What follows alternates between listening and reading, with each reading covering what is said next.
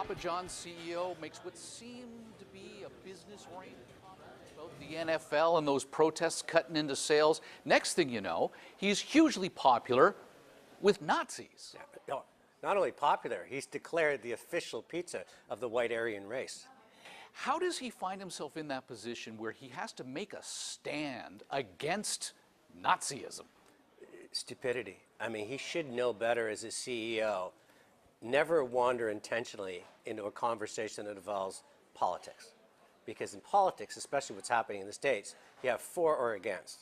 There's no middle ground. There's no consensus. There's no place that you can play nicely. You either like or hate. You either for or against, as we said earlier. And what he's suddenly doing now, he has to take a side. And so he takes a side saying, we don't want to sell pizza to Nazis. It reminds me of the New Balance shoes. After Nike made a comment, New Balance finds itself being the footwear of choice for the alt-right. They too have a huge problem on their hands. How do you solve that problem? Well, it's a big problem because all of these groups, when you kind of collect with sort of a common ideology, you wear a costume.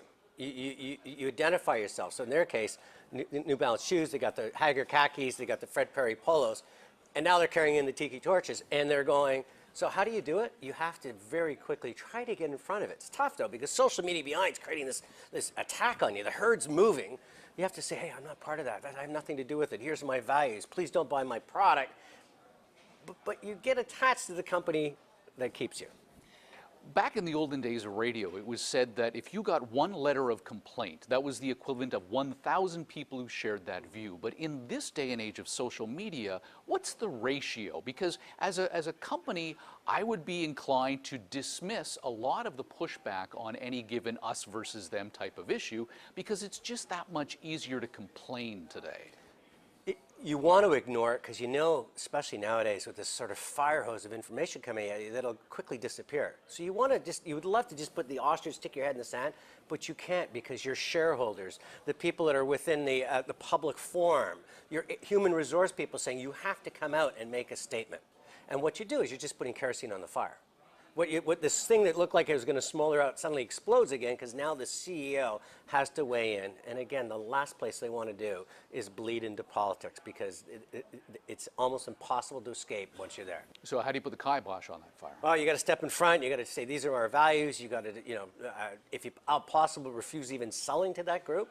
Do anything you can to sort of boycott the people that are trying to embrace you if you disagree with the values of that group. But you have to have a strong stomach because you're going to get pushback on that. You're going to get a lot of pushback because it's going to affect your sales. It's going to have an impact in terms of your relationship with different retailers. Boycotting is something that is thrown around a lot, rarely acted upon, but does cause a lot of brand damage. You point out that tribes like to wear tribal clothes, and I suppose that's what Nike found themselves in. Well, you mentioned the tiki torches as well. Here's an innocuous company. All they want to do is light your party in the backyard, and now they find themselves at the center of this alt-right. I don't want to call it alt-right. I want to call it what it is. It's Nazism. Yeah. And they're coming in and they're carrying these torches of freedom, and we're going to take back the white race. And you're looking, saying, no, I created that to light my party and to get rid of a few mosquitoes. Mm-hmm.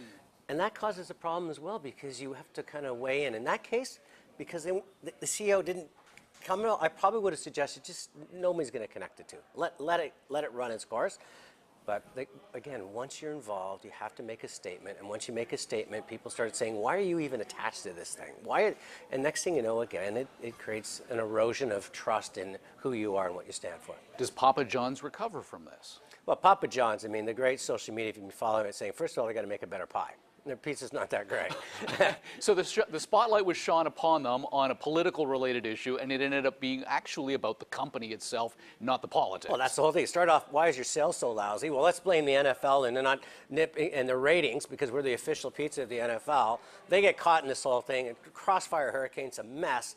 You're coming back to it. The real reason they're having a problem, as a lot of people are saying, is they're just not making a great pizza. So you not only have to address that elephant in the room politically, but then you actually have to show the public at large that you're doing something about the genuine underlying issues, whatever it happens to be. Oh, in this case, for sure. I mean, you can't blame somebody else for your problems. And that's the first thing I tell leaders is you stand up with humility, you stand up with will, you look people in the eye and say, I'm the reason why, and here's what we're going to do to fix it.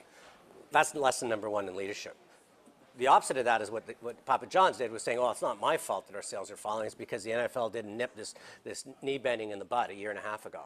And all of a sudden now the spotlight goes there, gets twirled around, and you even got more of a problem on your hands.